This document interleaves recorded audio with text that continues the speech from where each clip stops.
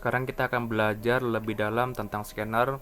Kalau kemarin kita telah belajar mengambil informasi dari keyboard atau dari variabel yang kita buat sebelumnya, sekarang kita akan belajar untuk menggunakan class scanner dengan mengambilnya dari file eksternal.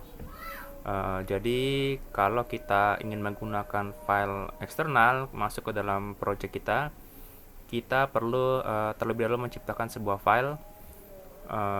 Di sini saya sudah membuat sebuah file notepad ya, 4 line. Kita akan coba. Oke, seperti biasa kita perlu mengimport dulu dari package dari util scanner ini ke dalam Java Oracle kita atau Java programming kita supaya bisa menggunakan class scanner. Lalu seperti biasa kita menuliskan objek scannernya. Di sini saya katakan namanya file new scanner. Oke. Nah, biasanya kita menuliskan nama variable atau menggunakan system.in, tetapi sekarang kita menggunakan filenya. Di sini nama file yang saya pakai ialah dataku, ya. Karena extension dari dataku ini ialah txt, jadi saya perlu menulisnya dataku.txt. Oke, nah tetapi ada masalah. Kenapa? Karena dataku.txt ini tidak terdeteksi. Ya, terlebih dahulu kita perlu mengimport atau memasukkan file eksternal ini ke dalam project programming kita. Jadi kita perlu ingat di mana kita menaruh lokasi main project kita. Lalu kita menaruh file kita di situ. Oke, di sini misalkan saya menaruhnya ke dalam project saya. Saya memberikan nama dataku. Saya simpan di sini. Oke. Lalu saya mencoba mengaksesnya, kita lihat hasilnya error ya. Kenapa error? Ya karena ada sesuatu yang belum lengkap. Oke. Di dalam new scanner ini kita memakai tanda petik ya biasanya ya. Coba saya kasih tanda petik dataku.txt.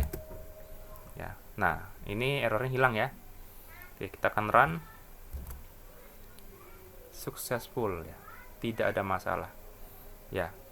Tetapi sebenarnya ini ada masalah. Kenapa? Karena ketika kita menggunakan penulisan yang sedemikian di dalam konstruktor kita, dataku.txt ini tidak dibaca seperti sebuah file, tapi dibaca seperti sebuah string ya. Kenapa? Karena dia terdapat tanda petik 2 ya. Jadi dataku.txt ini seperti tidak lebih dari sebuah kalimat saja dibaca oleh objek dari scanner file ini ya. Karena untuk bisa menggunakan file eksternal kita perlu mengimport package dari Java Oracle ya ke dalam main program kita. Oke, di sini saya akan mengimport dulu. Import berhubung untuk menaruh file ke dalam project kita ini bagian dari package dari I/O ya, input output ya. Jadi kita perlu menulisnya package lalu java.io ya di sini. Ya, saya ketik sini aja untuk mengambil semuanya. Oke, lalu ketika saya sudah mengimportnya, bisakah saya memakai dataku.txt ini? Kita akan coba run.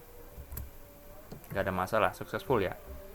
Tetapi ini belum lengkap atau ini tidak sempurna. Bukan tidak sempurna, ini adalah masih kurang ya. Jadi karena kurang ini salah. Dataku.txt tidak lebih dibaca seperti sebuah inisialisasi terhadap sebuah variabel ya. Tidak lebih dari itu. Ya. Jadi terlebih dahulu kita perlu membuat sebuah file ya. Jadi penulisannya ialah file. Misalkan saya tulis namanya ialah temp new file. Ini sama ya seperti kita membuat sebuah konstruktor ya. Nah, di sini baru saya menuliskan nama filenya dataku.txt seperti ini ya. Oke, kita akan coba lihat. Cannot find symbol new file. Oke, nggak ada masalah ya. Ini karena belum selesai. Kita akan coba lihat. Oke, nah di sini kita perlu memasukkan bukan dataku.txt seperti ini di dalam scanner, di dalam konstruktor scanner kita ya. Kita hanya perlu menuliskan tempnya saja di sini. Ya, oke, nggak ada masalah error ya, karena ini memang belum lengkap. Nah, kenapa hal ini terjadi? Karena bisa jadi akan timbul sebuah exception ya, atau sebuah error pada saat runtime ya. Jadi bisa saja file ini adalah file yang nanti tidak ditemukan atau file ini bisa saja file yang tidak sesuai atau file ini ada duplikatnya ya. Walaupun sebenarnya file ini ada dan tidak ada duplikat dan sesuai, tetapi tetap ini akan akan dibaca seperti error ya. Karena apa? Kita belum menyiapkan exception-nya ya. Jadi terlebih dahulu kita perlu membuang exception-nya yang ada di dalam sini.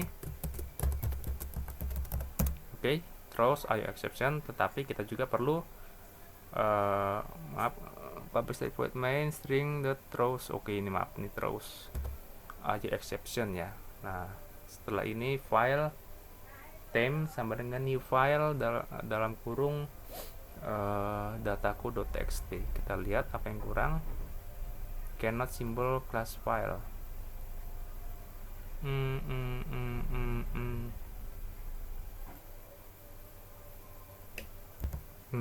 Oke, ini biasanya sih masih berhasil. Coba ya, ini kita hapus dulu. Kita ketik lagi file. Nah, ini bisa. Ya, biasalah. Kadang aneh-aneh aja ya. Oke, jadi kita perlu terlebih dahulu menciptakan sebuah file dengan nama temp, lalu kita masukkan konstruktornya, sama seperti membuat sebuah konstruktor dari sebuah scanner ya. Sama ya. Jadi kita membuat file ini juga, cara penulisannya sama ya. Jadi ini adalah konstruktornya. Dari file kita perlu masukkan IO-nya, Java IO-nya masuk ke dalam project kita supaya dia bisa membaca. Lalu kita juga perlu memasukkan IO exception-nya untuk membuang segala exception yang mungkin bisa terjadi ketika dia runtime ya. Oke, jadi setelah ini kita akan coba apakah ini berhasil. Lihat, successful ya. Nah, kali ini kita telah menggunakan file temp ya. Jadi ini adalah file eksternal yang kita import masuk ke dalam Java programming kita ya, ke dalam Java project Java kita.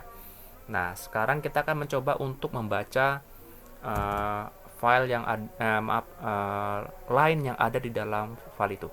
Tadi saya katakan di dalam file dataku itu ada 4 line ya. Coba kita akan menampilkan keempat line itu. Ingat, ini namanya ialah file dot next line. Maaf, file dot next line ya, seperti ini. Kita akan mengulanginya sebanyak 4 kali. Kita lihat apakah kita bisa mengeluarkan hasilnya. Ya, kita akan run. Lihat, keluar ya hasilnya. Aku punya jerawat, tumbuhnya jidat, setiap hari kurawat agar tidak semakin gawat ya. Jadi kita telah berhasil untuk mengimport file eksternal kita masuk ke dalam project Java kita. Jadi kita perlu ingat bahwa kita perlu memasukkan atau menaruh file itu ke dalam main project kita, lalu kita baca di dalam sintak kita di sini. Ya, kita menggunakan object scanner, kita juga memasukkan package dari IO ini, input output ini supaya bisa dibaca, dan jangan lupa untuk membuang IO exception-nya supaya segala error itu bisa dihadapi ya oleh programming ini. Maksudnya oleh pemrograman ini ya. Karena kalau tidak ada ini, maka lihat ketika ini saya hapus, lihat dia akan menaruh tanda merah, unreported exception, file not found exception ya. Kenapa? Karena ini untuk mencegah kali-kali filenya tidak ada atau filenya ada duplikat, atau mungkin filenya tidak sesuai seperti yang diharapkan oleh programnya ya. Jadi kita perlu menaruh throw IO exception. Nanti ke depan kita akan belajar lebih lanjut tentang throws IO exception ini. Jadi dipahami kembali bagaimana cara kita untuk menggunakan class scanner dengan file eksternal yang kita masukkan ke dalam project kita ya.